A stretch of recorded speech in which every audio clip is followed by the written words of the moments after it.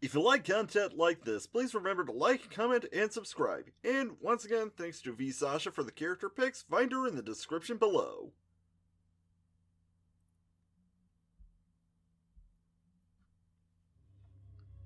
Last time. While they made their plans for the coming war, the intrepid inmates were caught off guard from the other side. The Owls, 3 former cohorts of Candace, who were in the employ of Warden Ray, turned their former refuge into a house of horrors. Peter took a team to deal with them after they abducted Mia and Trisha. After a fight, Candace dealt with them. But now, they have come to the point of no return. They are now at war. What happens next? Well, now you can find out. Sleepwalkers of Night Realm.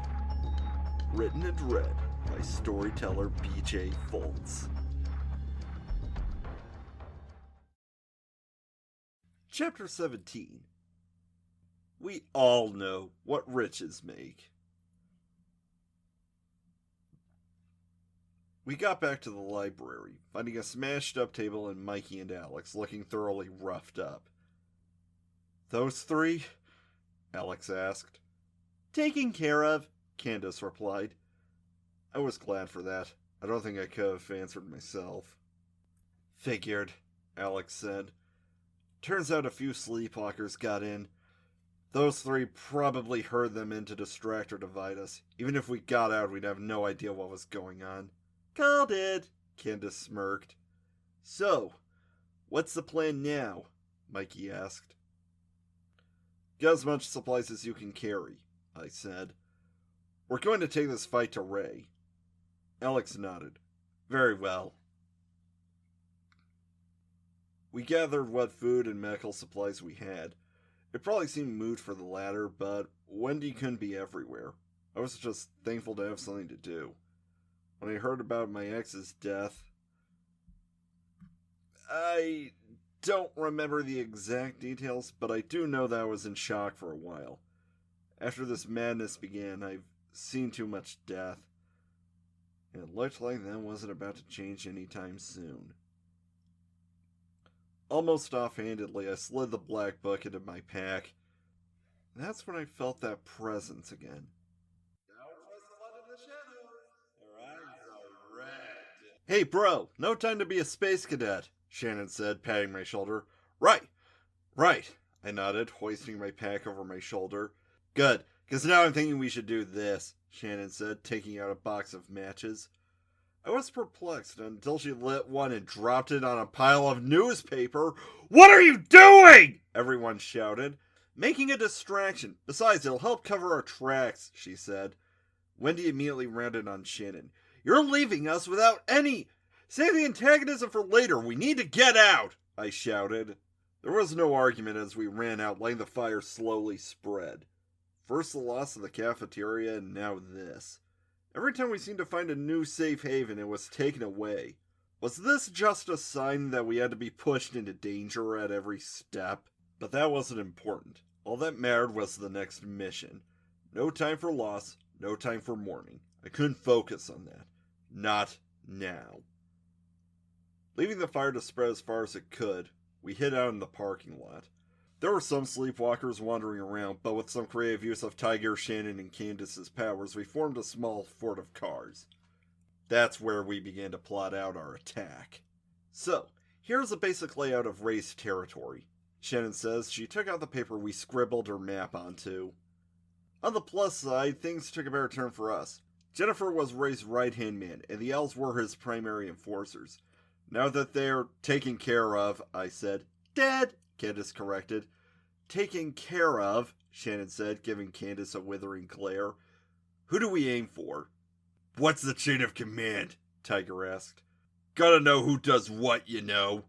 Sasha and Ren are Ray's primary suppliers. Charlie's his way of controlling the recently released, and Ethan's his strategic advisor, Shannon replied. "Sasha, then," I said. "He took our stronghold. Let's take out the person giving him an edge." "Okay, they mostly hang out around here. Shannon said, pointing at the northern part of the compound. Charlie and Ethan's territories are on either side, and Ray's right in the middle. He's thought this thing through, Mikey commented. And after our rescue mission, he's probably itching for a rematch, Tiger mumbled. Peter? Mia asked. Not now, I said. Okay, we'll have to try and go around the building. It'll be tough, but Candace, Wendy, and Shannon's abilities could help us out. Excellent idea, Peter Pan. That's why you're my main idea guy, Candace grinned. What leader things have you done? Shannon asked. Be fabulous, obviously, Candace replied. Seriously, Peter? Mia asked. It'll have to wait, Mia, I said. Once we're in, Tiger, Alex, and I will lead a full frontal assault. Mikey, Wendy, and Shannon will stay in the back. Mia, you and Trisha stay where it's safe until we get back. Clear? Got it, Pete. But, Peter, me and Trisha, Mia said. Move out, I said, resting my bat over my shoulders as I began walking away. The first sleepwalker I found got a heavy hit from my baseball bat, and it felt so good. We marched around the prison, finding some armed kids marching along the perimeter. Shannon proved how useful she was by shrouding us in darkness. All the while, Wendy kept scanning the area, and Candace kept tossing small rocks away to distract anyone who came too close. I tightened my grip on my bat, anxious for the coming fight. Keep your cool, Peter, Alex said comfortingly. We've been through a lot since we got here, but you haven't steered us wrong just yet. Yeah, we'll be fine, Mikey said. Thanks, guys, I said, hoping that what happened in the cafeteria or the pad cell wouldn't show on my face. There's the big bro I know, Shannon said, giving me a warm smile. Eventually, we came to the other side of the building. This part of the prison I wasn't familiar with, so seeing a large window was a bit of a surprise. Shannon kept up the shadows as I peeked in through the glass. My eyes almost bugged out of my skull. Inside it almost looked like a throne room, filled with a magnificent decor and a large golden chair. And pink. Lots and lots of pink. What the heck? Was all I could say. Sasha's head of Ray Supply Train, Shannon said. Her dream piece is Sin of Desire. Allows her to see what anyone wants and create it. She was apparently some sort of heiress back in the other world, but got arrested for embezzlement or something. Doesn't matter. Time to show why monarchies are outdated, I said. So, what's the plan? Asked a voice. You know the plan by now, it's to... To my eternal embarrassment, it took me about 10 seconds to realize that wasn't the voice from anyone on my team. We all wheeled around to see an Asian boy, looking about 8 years old with short dark hair, square half-rimmed glasses, and wearing a blue suit over a black turtleneck and red tie.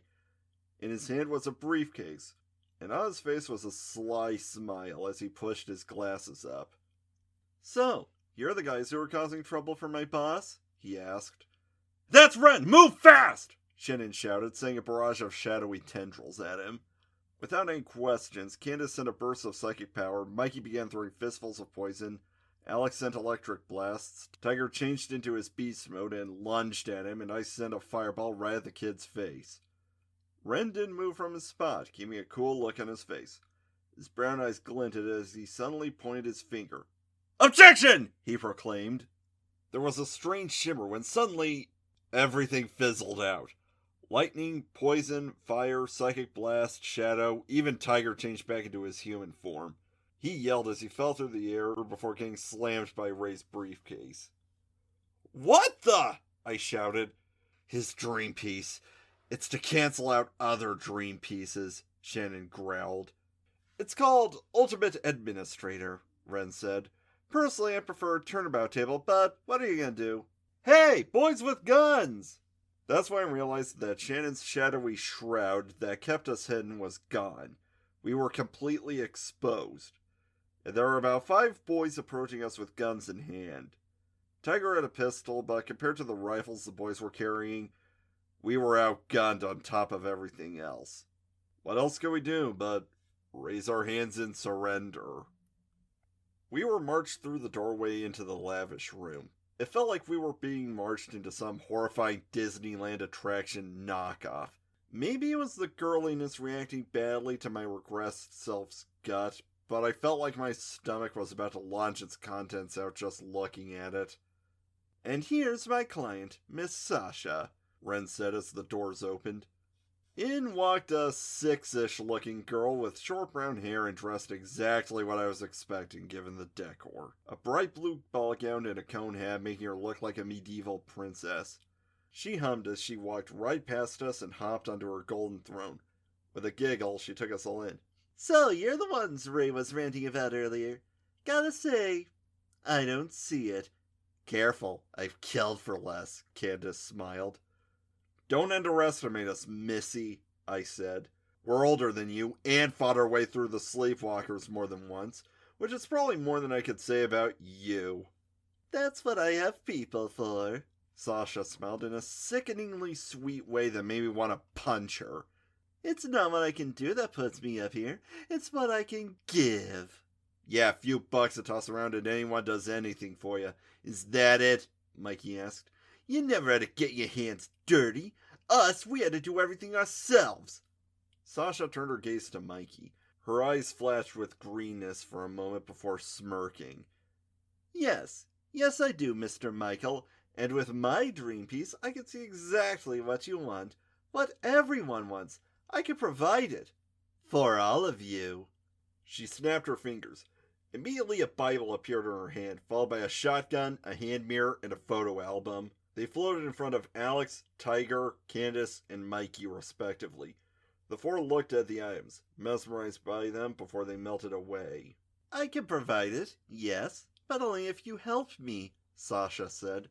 "Topple Ray and help me take charge of things, and I can make your job a bit easier." "Have desire, bro. Don't fall for it," Shannon said. "I know, but what other choice do we have?" I asked. "She has all the cards and..." Before I could finish that sentence, a chunk of wall was blown open as if a bomb had suddenly detonated in front of it. Chunks of rubble and debris flew out as a figure darted through, grabbing each person and pulling us out of the way. It seemed taller than everyone else. "Ren, do something! Now!" Sasha screamed. "I can't get a good visual!" Ren shouted back. The figure dragged us out and rounded the corner. I was still confused by everything as the figure put us down. Our rescuer was female, distinctly female, an adult woman who distinctly lacked the dreamy gaze or lack of focus of a sleepwalker. She was more or less like all of us, besides the fact that she was wearing clothes much too small for her. "Heavy twerps, gotta say that much, but then again, who am I to talk, right?" She smirked with a husky voice. Her skin tone and distinctive red streak in her hair was all too familiar. "Mia?" I asked. "The one and only. Made a wish to get big and this happened," she said. "Nasalange patinko kata," Tiger said, eyes wide. "When?" Wendy asked. "How?" Mikey half shouted. "Why?" I asked. "Try telling you, but did you listen?" "Nuh-uh," Mia said, giving me a noogie. "You little bonehead, so hyped to be the hero that you wouldn't listen now, did you? But nah, just leave Maria off in the back, cause she's all dead weight, right? Just kidding, I love you, boss." "Gal, let me go!" I shouted as I tried struggling free. How was this the same person as Mia? We took some of the chocolate when you went out to save Mikey and Alex," Trisha said timidly as she walked over. We didn't have the chance to tell you. We have dream pieces now." With a poof, Mia was suddenly a child again and was hanging gently around my neck. She then yelped and recoiled. I'm sorry, I'm not sure what I'm thinking in that form. I just got so mean." "You too?" I said, sounding like an impatient father. "Explain. Now." "Right," Mia said. "Like Trisha said, we took the chocolate while you were out saving Alex. Figured it would be a nice way to equalize things. Those three just captured us before we could... I mean, why were we freaking out? We had powers by then. Anyway, my dream piece is called Stunning Contrast. I can boost my strength, speed, and everything and go back to my old self." "It'd be hot, you mean," Tiger said. "Do you mean that?" Mia asked, looking dreamily at Tiger again. "Mine's called Time Bomb. And I think you saw what that does, Trisha said. Well, I said you took fresh as well as a lamb. I didn't mean literally, Mikey said. Well, this changes everything, I said, thinking things over.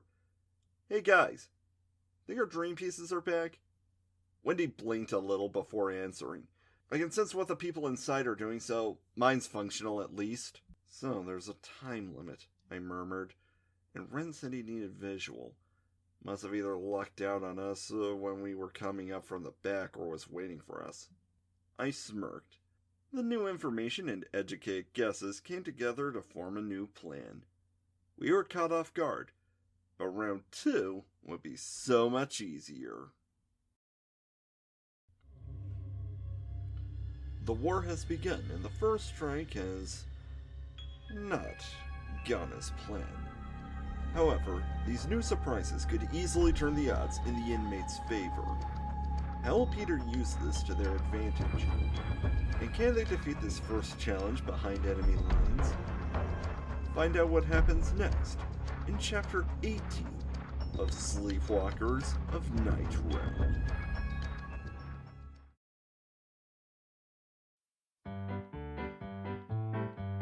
And that's when I felt that present again. Luke Skywalker, I know what you're getting for Christmas.